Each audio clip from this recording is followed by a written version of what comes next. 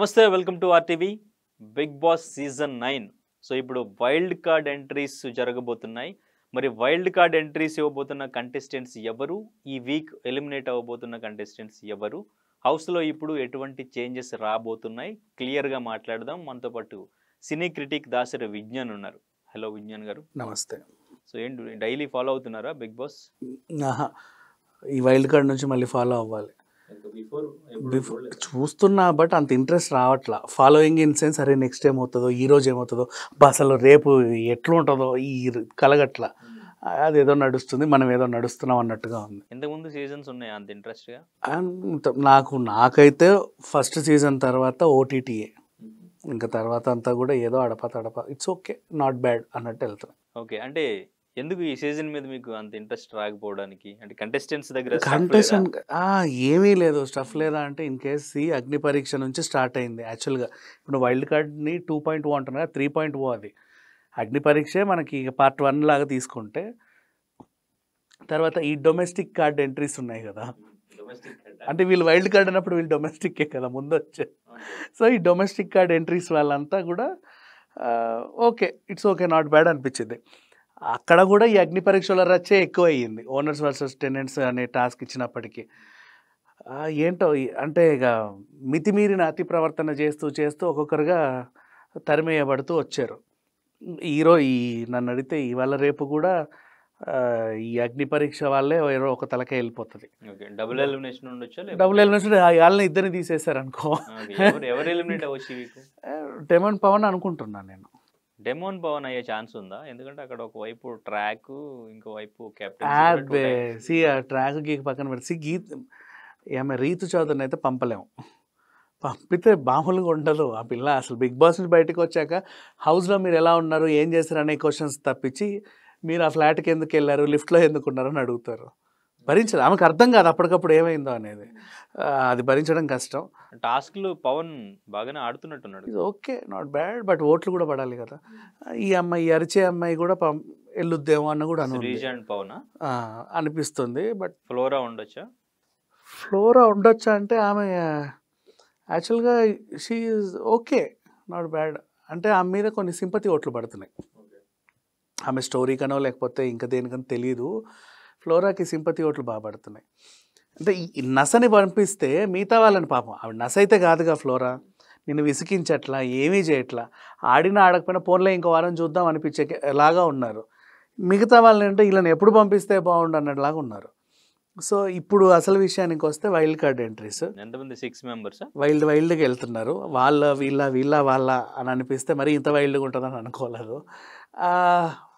ఈ దివ్యల మాదిరి గారి గురించి మాట్లాడుకుంటే, ఒక సమాజంలో ఒక ఆవిడ వచ్చి నా మొగుడిని ఎత్తుకెళ్ళింది అనే ఎలిగేషన్ పాస్ చేయడం, వాళ్ళు రాజకీయ నాయకులు కావడం వల్ల అది బాగా వైరల్ అవ్వడం, అప్పటికి ఆస్తి తగాదాలు, ఆ తగాదాలు అయ్యి అని, కావాలంటే నీ మొగుడిని తీసుకెళ్ళి వాడే నాకు అప్పున్నాడు అన్నట్టు ఇటో స్టేట్మెంట్, నా ఇంట్లో నీ మొగుడు ఉంటారు, ఈ ఇల్లు నా ఇల్లు అనడం. అంటే ఒక రసవత్తరమైన టాస్క్ జరిగింది మనకి యూట్యూబ్లో. అంత జరిగినప్పుడు ఒక ఆడది నిలబడితే, ఆవిడకి ఆల్రెడీ పెళ్ళయి 3 పిల్లలు ఉన్నారట, పైగా ఒక డాన్సర్, క్లాసికల్ డాన్సర్, ఇంకా లేనిపోని ఎలిగేషన్స్, ఇవన్నీ వచ్చినప్పుడు ఇంతమంది దుమ్మెత్తి పోస్తుంటే అంత స్ట్రాంగ్ ఎవరు ఉండరు బయట. అప్పటికప్పుడు అయినా సరే, ఎంతమంది ఎన్ని రకాలుగా వేధించుకు తిన్నా సరే స్ట్రాంగ్గా నిలబడి, సొంతంగా మళ్ళీ బిజినెస్ పెట్టి, మేమిద్దరం ఒకటే అని చెప్పేసి ప్రతి గుళ్ళు, ప్రతి గోపురాలు తిరిగి, ఎక్కడ ఫంక్షన్కి పిలిచినా వెళ్ళి, ఓకే అంటే people are strong. And even బట్టల వ్యాపారం పెట్టేమో సైలెంట్గా ఉన్నారు. కొంతమంది ఏం చేస్తారంటే ఏదైనా పెట్టే సైలెంట్గా ఉంటారు, ఇవన్నీ ఎప్పుడు పోతాయో చూద్దామని. రోజు రీల్స్ పెట్టడం, ఇంకా మళ్ళీ అదే పాత డ్యాన్సులు, మళ్ళీ అదే పాత డ్యూయెట్లు. అంటే మీరు ఏమన్నా అనుకోండి, కొట్టుకు చావండి, మేము ఎలాగున్నాం అలాగే ఉంటాం, మాలో అయితే మార్పు రాదు అని ఉంది. అంటే రియలిస్టిక్గా బతుకుతున్నారుగా, అంటే మాస్క్ లేకుండా. బిగ్ బాస్కి కావాల్సింది అదే, ఇక్కడికి వచ్చి డ్రామాలు చేయకండి, మీరు ఎలా ఉన్నారో అలా ఉండండి అని. బయట కూడా అలాగే ఉంటుంది, ఎన్ని అప్స్ అండ్ డౌన్స్ వచ్చినా. షీఈ్ ఎలిజిబుల్ చెప్పాలనుకుంటే. నెక్స్ట్ అలేకే చిట్టి, ఒక ఓవర్ నైట్ 3 ఆడవాళ్ళని పట్టుకొని మొత్తం అసలు సామాజిక మాధ్యమంలో మొత్తం ఇన్స్టా, ఫేస్బుక్, ట్విట్టర్ అన్నిట్లోనూ ట్రోల్. ప్రమోషన్స్.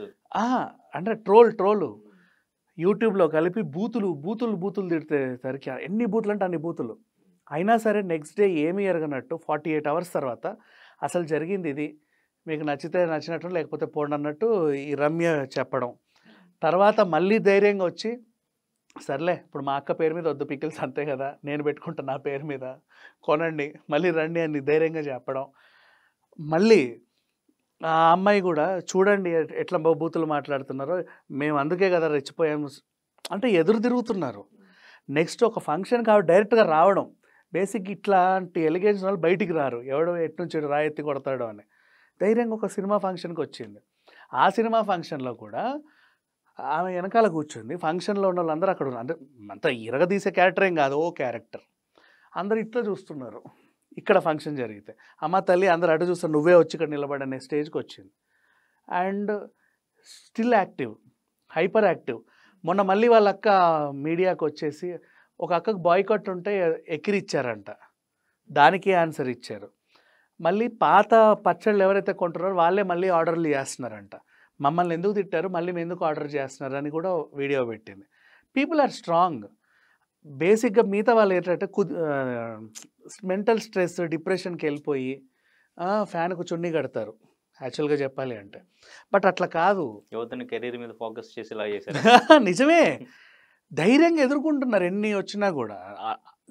ఆ వయసుకి అంత స్ట్రాంగ్ ఉండడం గ్రేటే కదా. So stable people. ఇంకా నెక్స్ట్ టీవీ సీరియల్ నుంచి ఆ అబ్బాయి పేరు ఎంతో మర్చిపోయాను నేను, గీతా ఎల్ఎల్బి అబ్బాయి. ఫస్ట్ మళ్ళీ సీరియల్లో చేశాడు. మళ్ళీ సీరియల్లో పవన్ అనే అబ్బాయికి రీప్లేస్మెంట్, పవన్ సాయికి రీప్లేస్మెంట్. ఆ అబ్బాయితో స్టార్ట్ అయింది సీరియల్, మధ్యలో ఇతన్ని రీప్లేస్ చేశారు. హి డిడ్ వెల్, పర్లా అంటే డీసెంట్ పర్ఫార్మెన్స్. తర్వాత కూడా బాగానే చేశాడు. ఇట్స్ అంటే కొంచెం కూల్ అండ్ కామ్ గా ఇలాగా ఉన్నాడు. నెక్స్ట్ ఈ గృహలక్ష్మి అబ్బాయి, తను చూడ్డానికి హ్యాండ్సమ్. అండ్ ఇప్పుడు ప్రతి బిగ్ బాస్లో మనకు జిమ్ బాడీలు వస్తాయి కదా, అట్లా ఆ ఫీచర్స్ ఈయనలో ఉన్నాయి. ఇంకా ఓకే యాక్టివ్. కాకపోతే ఏంటంటే ఎక్కువ మా టీవీ సీరియల్స్ వాళ్ళని మళ్ళీ తీసుకొచ్చారేంట్రా బాబు అనేలాగా ఉన్నారు, కానీ ఇట్స్ ఓకే, నాట్ బ్యాడ్.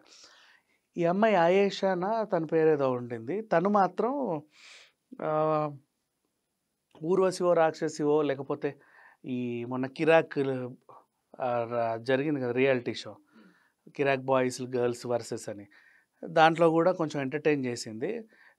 నాకు అంటే సోషల్ మీడియాలో చూస్తున్న ప్రకారం ఏంటంటే ఆల్రెడీ తమిళ్ బిగ్ బాస్లో నటించిందట.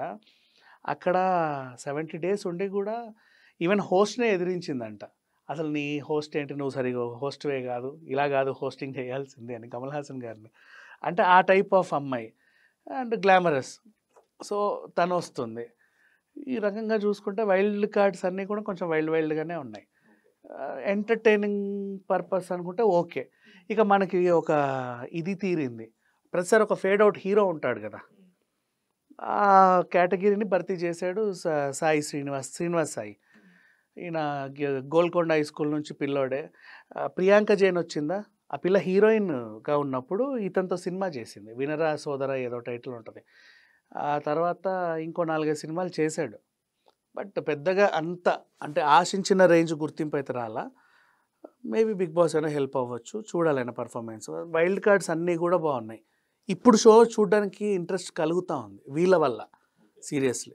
అంటే ముందు కూడా ఇప్పుడు కామనర్స్ వెళ్తున్నారు కాబట్టి కొత్తగా ఉంటుందేమో, ఇంతమంది కామనర్స్ ప్లస్ సెలబ్రిటీస్ అంటే కొంచెం ఇంట్రెస్ట్గా ఉంటుందని అనుకున్నారు.